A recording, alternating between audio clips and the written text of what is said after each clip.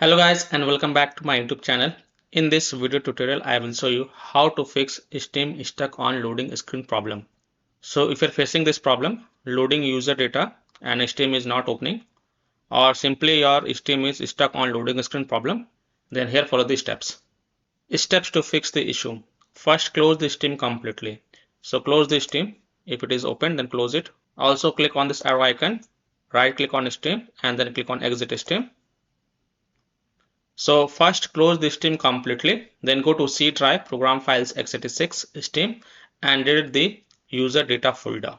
Open File Explorer, go to C drive, go to program files x86 folder, open the Steam folder and here you will find the user data folder. Right click on it and then select delete to delete it. And then you can go ahead, relaunch Steam and then log in again. It will fix the issue. This fix has solved the issue for many players, so I hope this will work for you as well. Now many users have this question. The question is, if you delete user data folder, does your progress in games also get deleted? The answer is no. User data folder only contains your login files, etc. You just have to log in again after deleting the user data folder. Your progress will not be affected.